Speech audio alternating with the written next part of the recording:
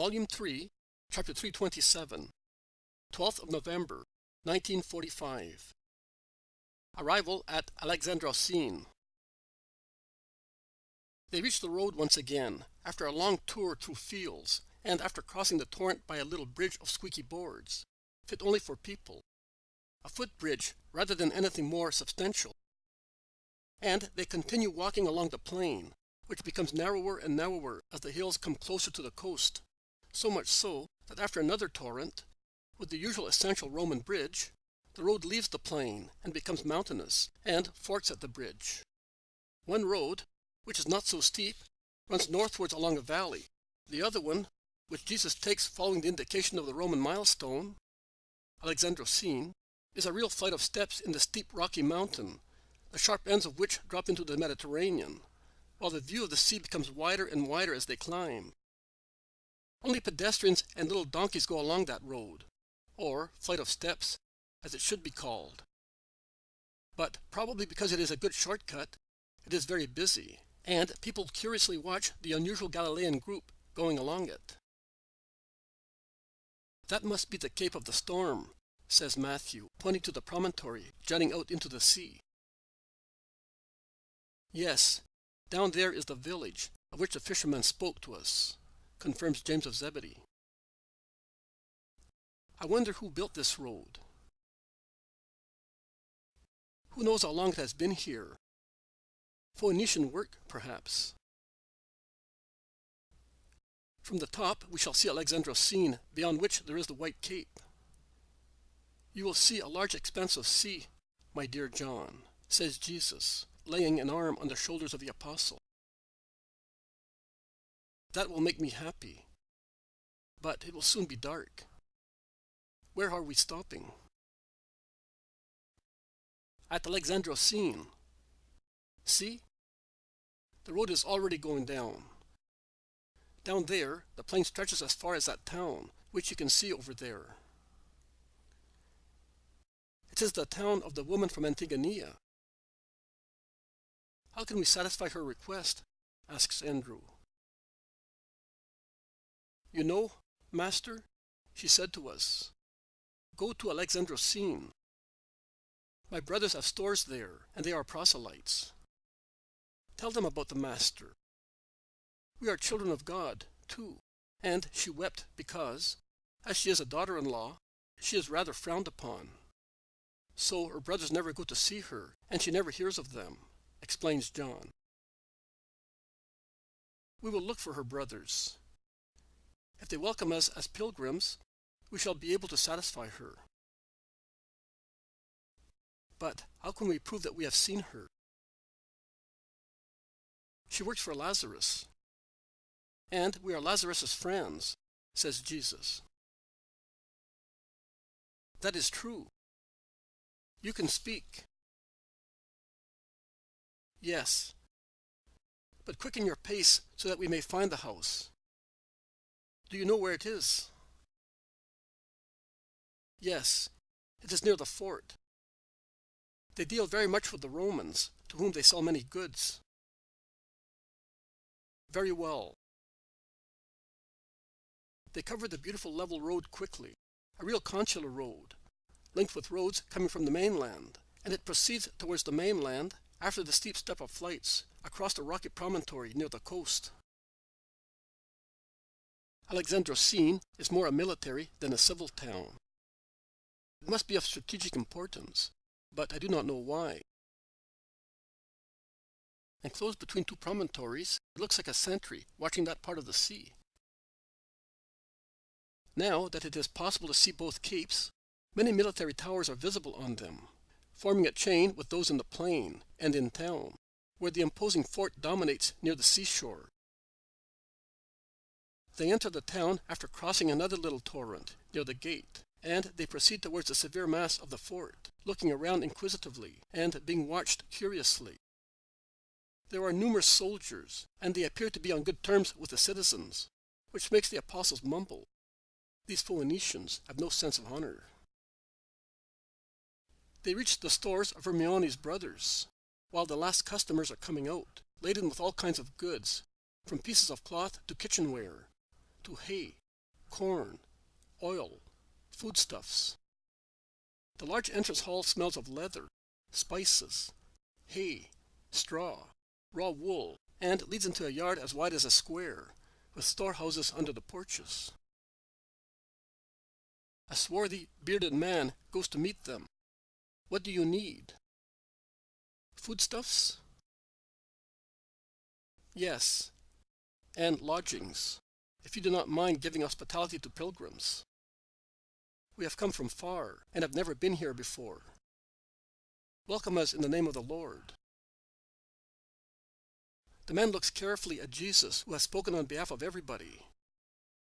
He scans his face, then says, "Actually, we do not give lodgings. But I like you. You are a Galilean, are you not? Better Galileans than Judeans. Too much mold in the latter. They never forgive us for not having pure blood. It would be much better if their souls were pure. Come in here. I will be back at once. I am closing up. It is already dark." It is, in fact, twilight, and it is even darker in the yard overlooking the powerful fort. They go into a room and, tired as they are, they sit down on seats scattered here and there. The man comes back with two more brothers, an older and a younger one, and shows them the guests, who stand up greeting, saying, "Here they are. What do you think?" They seem to be honest. "Yes, you have done the right thing," says the oldest brother to his younger one. And then, addressing the guest, or rather, Jesus, who clearly appears to be the head, he asks, "What are your names?" Jesus of Nazareth, James and Judas also of Nazareth, James and John of Bethsaida, and Andrew as well, and Matthew of Capernaum. How come you are here? Persecuted? No, we are evangelizing. We have been all over Palestine more than once, from Galilee to Judea, from one sea to the other. And we have been beyond the Jordan, as far as Horan. We have now come here to teach. A rabbi here? It's amazing, isn't it? Philip and Elias, asks the oldest brother. Yes, very. To which caste do you belong? To none. I belong to God. The good people of the world believe in me. I am poor, and I love the poor, but I do not despise rich people, whom I teach to love, to be merciful, and to be detached from riches, as I teach the poor to love their poverty, trusting in God who does not let anybody perish. Among my rich friends and disciples there is Lazarus of Bethany. Lazarus? A sister of ours is married to one of his servants. I know. That is also one of the reasons why I came. To tell you that she sends you her regards and loves you. Have you seen her? I have not. But these who are with me were sent to Antigoniya by Lazarus. Oh, tell us. How is Hermione? Is she really happy?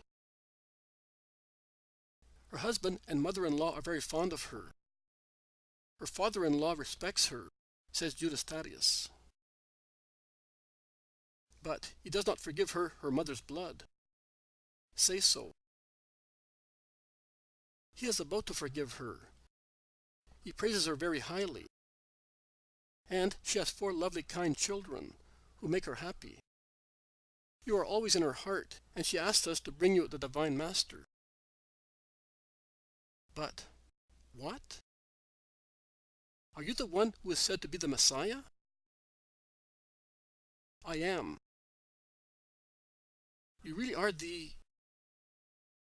We were told in Jerusalem that you are, that they call you the Word of God.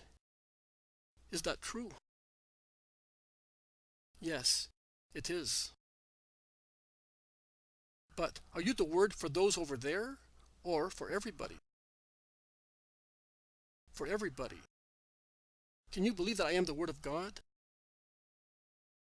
It costs nothing to believe, particularly when one hopes that what one believes in can remove what makes one suffer. That is true, Elias. But do not say that. It is an impure thought, much more impure than mixed blood. Do not rejoice at the hope that what makes you suffer as a man despised by other people may vanish, but rejoice at the hope of conquering the kingdom of heaven. You are right. I am half a pagan, Lord.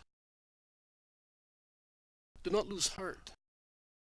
I love you also, and I have come for you, too. They must be tired, Elias. You are keeping them here, talking. Let us go and have supper, and then we will take them to rest. There are no women here. None of the women from Israel wanted us, whereas we wanted one of them. Forgive us, therefore, if the house will seem cold and bare. Your kind hearts will warm and adorn it for us. How long are you staying? Not more than 1 day.